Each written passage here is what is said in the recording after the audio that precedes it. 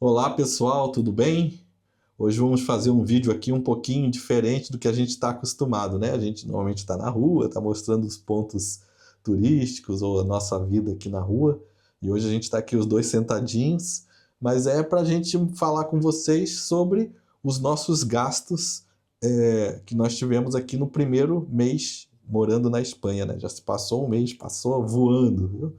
Quando nós estávamos nos preparando para, né, fazer essas viagens e passar mais tempo nos lugares, a gente sempre tinha muito essa curiosidade, né? Quanto é que gasta? Será que vamos gastar quanto? Será que vai dar o dinheiro? Será que não vai dar? Então, eu via que alguns casais compartilhavam essa informação e que para a gente foi muito útil, então a gente quer compartilhar com vocês também, talvez seja útil para alguém. Os gastos, seja de uma família, de um casal ou até de uma pessoa, é uma questão muito pessoal, porque cada pessoa, cada família tem suas necessidades. Então, tem pessoas que são carnívoras, como nós, tem pessoas que são vegetarianas, que são veganas, tem gente que não sabe cozinhar, então faz refeições sempre fora de casa. Então, tudo isso dá uma série de diferenças. Então, é só para vocês terem uma ideia de como foi os nossos gastos aqui num local como Madrid. E numa localização privilegiada, né? Estamos aqui no coração de Madrid. O custo mais caro que a gente tem, e a gente já sabia que por isso a gente iria estourar o nosso orçamento, né? A gente tem um orçamento limitado, mas a gente já sabia que aqui em Madrid, especificamente, a gente iria estourar o nosso orçamento, porque a Espanha está com um problema sério de moradia. Eles, inclusive, estão proibindo aluguel para turismo em várias cidades, Madrid, Barcelona, etc. Então o Airbnb está sendo proibido justamente porque estão com um déficit de moradia. Eles têm problemas com as leis também, que são muito favoráveis ao inquilino aqui, então os proprietários não conseguem tirar os inquilinos e por isso eles também evitam alugar, pedem 1.500 garantias, né? E aí, por isso, o aluguel aqui é muito caro. Então a gente já sabia que por conta disso a gente iria estourar o nosso orçamento agora, mas nos próximos países a gente pretende compensar esse orçamento um pouco mais baixo, e aí a gente acha que ao longo do ano a gente consegue manter dentro do nosso orçamento. A gente morou esse mês todo, então, em um Airbnb. Se você tiver curiosidade de ver como é que é o Airbnb, tem um vídeo aí no nosso canal que a gente mostra ele todinho. Eu vou colocar aqui os preços todos em dólar, apesar de aqui a moeda ser o euro, claro. Mas a gente, como vai fazer isso em vários países, para vocês terem noção qual é a média de gastos em cada um dos países, é melhor em dólar, porque é uma moeda que vai estar sendo convertida em todos os países, né? E os nossos cartões guardam o preço em dólar, não em euro. Então, para a gente é melhor. Mas se você quiser saber o preço em euro, aí é só você multiplica o valor que a gente colocar por 1,09, que é a cotação que a gente está utilizando do euro para o dólar, e pronto, você já sabe o valor em euro. Então, vamos ao gasto de moradia. Como nós estamos no Airbnb, já tem tudo incluso. Aqui já está incluso a internet, que é uma internet muito boa, com 300 MB de upload, 300 MB de download. Está incluso a luz, a água, o gás, né? Porque tem o aquecimento, essa época é frio em Madrid. Então, tudo incluso. Esse valor que eu vou dar para vocês, a gente só paga o aluguel do Airbnb e já está com tudo incluso. Não tem mais nenhum gasto com a casa especificamente. A gente gastou 1.550 dólares no aluguel desse Airbnb por um mês. Aqui em Madrid, eu tive pesquisando, se você for alugar realmente para uma pessoa que vai morar definitivo em Madrid, aí vai alugar uma casa normal, sem imóveis, sem nada, né? Aí você vai pagar aqui mais ou menos 1.100 dólares, 1.200 dólares por um apartamento de 2 quartos numa localização boa. A gente está pagando a mais, não em valor, mas porque o apartamento é bem pequenininho, mas estamos super bem localizados e já vem com todos esses itens inclusos. E claro, um aluguel de temporada é muito mais caro do que um aluguel definitivo anual, né? Agora, os gastos com celular. Aqui em Madrid, nós compramos 2 SIM cards, um para o celular do Christian, o outro para o meu celular, e também nós mantemos uma linha ativa no Brasil, em caso de necessidade. Então, dessa forma, nós gastamos nesse mês $23,43. Eu creio que provavelmente no próximo mês esse valor vai se reduzir um pouco, porque eu não vi necessidade de ter um SIM-card para o meu celular. E como nós estamos sempre juntos, onde ele vai, eu também estou, né?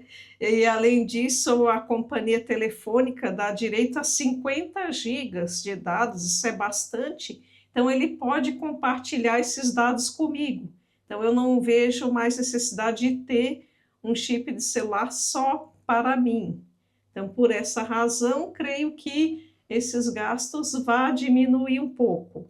Eu acho que vai diminuir bastante, porque quase pela metade, porque dos 50 gigas a gente gastou acho que 1 giga e pouco só, né? Então eu usando, e ela não gastou nada do celular dela, então a gente resolveu juntar os dois, porque a gente não gasta todos esses dados, porque na rua é mais para consultar alguma coisa, usar o Google Maps, essas coisas. A gente não fica, quando está na rua, não fica assistindo vídeo, essas coisas que a gente assiste quando está em casa, e aí tem a internet Wi-Fi. Bom, saúde.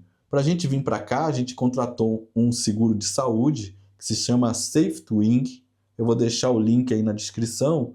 Se você se inscrever por ele, você ganha $20 de crédito, né, para você já abater na sua primeira mensalidade. Ele é um plano que permite que você faça ele fora do Brasil e pode viajar pelos países que você quiser e está sempre coberto, e ele funciona anualmente. Todo mês ele cobra como se fosse algo contínuo. Diferente de um seguro normal do Brasil, por exemplo, que você tem que fazer antes de sair do Brasil e você já tem que botar a data da ida, data da volta, né? Ele é para um período específico. Esse não tem um período específico, ele vai renovando todos os meses e ele funciona em todos os países. Você pode contratar, inclusive, durante a viagem, não precisa ser antes da viagem. Então a gente contratou um seguro de saúde desse para mim e para a Maquele, e a gente gastou por mês $237,44. Já para os dois. Todos os nossos gastos aqui que nós estamos falando é para os dois, certo? Se você for uma pessoa só, aí alguns gastos vai diminuir pela metade, outros talvez não, porque por exemplo, aluguel, você vai conseguir diminuir pela metade, a não ser que você more num quarto, né? Mas os outros gastos você pode dividir pela metade se você for uma pessoa sozinha. Agora vamos falar de transporte. Aqui em Madrid, o transporte foi muito barato para nós, né? Por incrível que pareça, o único gasto, digamos assim, nosso, mais significativo, foi o translado do aeroporto até aqui. No mais, nós estamos numa região muito central, então a gente faz os principais pontos tudo caminhando. Madrid é uma cidade que favorece muito esse caminhar, né? Inclusive nos mapas da cidade você vê especificado assim, 20 minutos caminhando, quantos pontos turísticos você encontra? 5 minutos caminhando, 30 minutos. Então, nós caminhamos bastante. Além disso, o metrô daqui tem um preço muito convidativo, assim, muito mais em conta. O valor da passagem é apenas 66 centavos de dólar. E a cobertura é muito alta, você atravessa a cidade toda, você vai muito longe, com apenas uma passagem de metrô. Então, por essa razão, nós gastamos apenas com transporte $14,82. E se a pessoa mora definitivo aqui, ela gasta ainda menos, porque eles têm uma carteirinha que você faz lá, dá o seu contrato de aluguel, sei lá, eles pedem algum documento que a pessoa precisa apresentar. Faz essa carteirinha e aí tem desconto ainda de 60%, parece, do transporte. Então, já é barato e ainda fica mais barato se você mora definitivamente aqui na Espanha. Bom, Uma outra coisa é os passeios. Em geral, nossos passeios foram sempre gratuitos. Tem muito museu gratuito, tem muita coisa gratuita para fazer, além de caminhar pela rua, que já é uma diversão aqui em Madrid, né? Fora isso, a gente visitou museus, só que ou a gente foi em museus gratuitos, ou então, como nós somos professores, aqui em Madrid, professor entra de graça em praticamente todos os museus. Basta ter a carteira de professor, que identifique você como professor, você entra de graça. Então, de passeios, a gente não gastou nada. Até mesmo em alguns museus muito importantes aqui em Madrid, que são pagos, mas determinados horários, por exemplo, nas quartas-feiras, ou determinado dia da semana, a partir das 18 horas você não paga. Então há essa facilidade, né? Até para as pessoas que não têm a carteira de professor. Dá para se divertir aqui sem gastar nada. Um ponto muito importante, eu diria fundamental, a alimentação, a comida. Eu diria que esta é a parte dos gastos que é o mais pessoal, digamos assim, né? Que cada pessoa é de um jeito, né? No nosso caso, o nosso gasto com alimentação foi o supermercado e alguns lanches na rua. Então, dessa vez, nós não comemos em restaurante, até por causa do nosso orçamento, né, que a gente sabia que ia estourar. No supermercado, nós mantivemos a nossa dieta, que a gente estava acostumado desde lá do Brasil. Então, compramos, sim, proteínas, os vegetais, as frutas, enfim.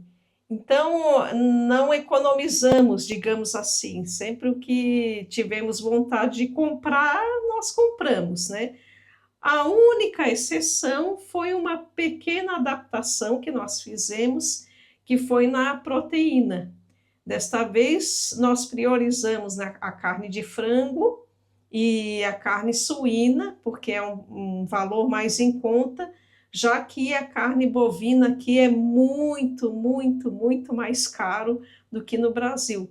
Mas isso não chegou a comprometer, digamos assim, a nossa nutrição. Pelo contrário, né? Estamos muito bem nutridos. Muito bem nutridos, como vocês podem ver.